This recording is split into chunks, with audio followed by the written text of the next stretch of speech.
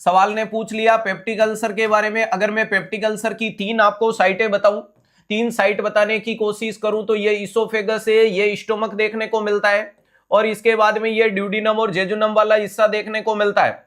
ध्यान रखिएगा, अगर अपन कंडीशन को यहां भांपे तो यहां पर या तो यहां पर इरोजन देखने को मिलेंगे, या तो यहां पे इरोजन देखने को मिलेगा, या फिर यहां पर इरोजन देखने को मिलेगा, या फिर यहां पे इरोजन देखने को मिलता है। अगर यहां हो जाता है, इसको बोला जाता है इसोफेजियल अल्सर। इसोफेजियल अल्सर के नाम से बताओगे।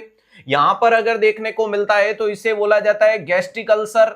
ध्यान रखिएगा, गैस्ट्रिक अल्सर ग्रेटर कर्वेचर में होता है, और यहां देखने को मिलता है, इसको बोला जाता है ड्यूडिनल अल्सर। एग्जामिनर कई बार सवाल ये भी पूछ लेता है, खाना खाने के बाद दर्द ग्रेटर किसमें हो जाता है, तो G for gastric, G for greater. After meal, ध्यान रखिएगा यहां पर मैं क्या लिख रहा हूं, after meal, after meal pain greater, after meal pain greater. ध्यान रखिएगा, आफ्टर मील पेन क्या हो जाएगा, ग्रेटर देखने को मिलता है। कौन से में, गैस्ट्रिक अल्सर में देखने को मिलता है। और ध्यान रखिएगा, आफ्टर मील पेन डिक्रीज, यहां क्या बोल रहा हूं, आफ्टर मील पेन डिक्रीज। ध्यान रखिएगा, पेन क्या हो जाएगा, डिक्रीज देखने को मिलेगा। ध्यान रखिएगा, आफ्टर मील पेन डिक्रीज किस में हो जाएगा, ड्यूडिनल अल्सर में दर्द खत्म हो जाता है, इसमें दर्द बढ़ जाता है। ध्यान रखिएगा, वेरी इंपॉर्टेंट चीज है कि सर गैस्ट्रिक अल्सर बनने का कारण क्या होता है, तो कहीं ना कहीं HCl के प्रोडक्शन में चेंजेज आता है। ये इसोफेगस है, ये आपका स्टोमक है, ये ड्यूडिनम वाला हिस्सा अगर मैं बताऊं तो आपको पता होगा कि हमारे स्टोमक के अंदर एक लेयर पाई जाती है, जिस लेयर का नाम है म्यूसिन की लेयर। अरे ध्यान रखिएगा, एक अंदर की लेयर है, जिस लेयर का नाम क्या देखने को मिलता है, म्यूसिन की लेयर होती है। और ये म्यूसिन की जो लेयर होती है, ये प्यारे दोस्तों HCl से प्रोटेक्शन देती है।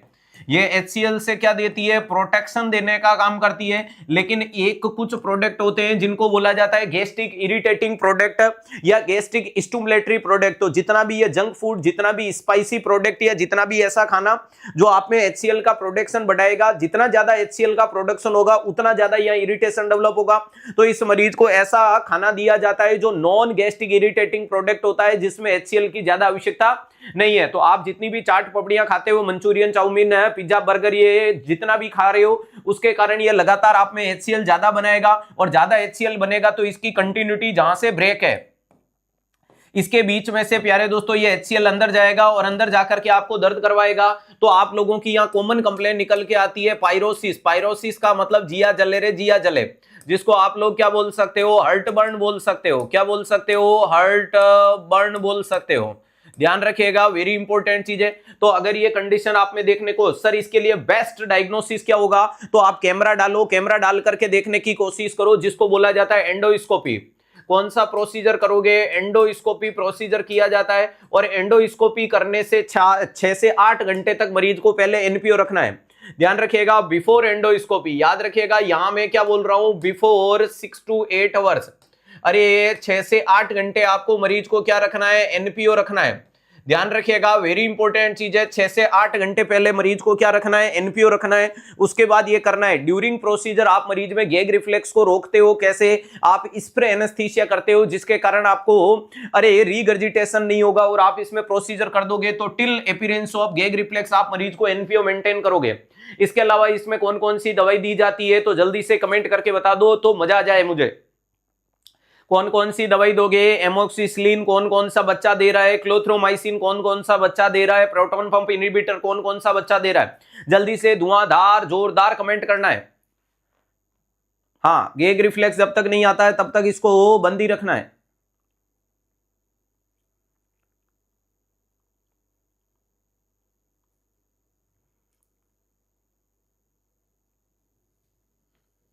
कौन कौन सी दवाई दे रहे हो, जल्दी से कमेंट करो। H2 ब्लॉकर दोगे, दे दो। PPI देंगे, दे दो। ओमेप्राजोल दोगे, दे दो। एमोक्सिसिलिन दोगे, दे दो।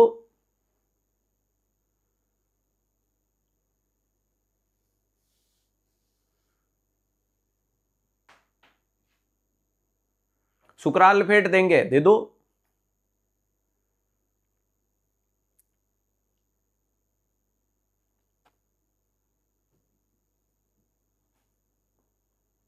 ट्रिपल थेरेपी देंगे, दे दो।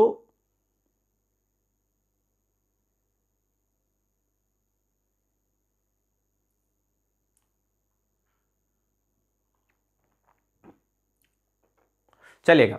तो कुल मिलाकर के ट्रिपल थेरेपी, क्वाड्रेट थेरेपी आप इस मरीज को दे सकते हो। ध्यान रखिएगा, इसको आप लोग क्या दोगे, ट्रिपल थेरेपी दोगे।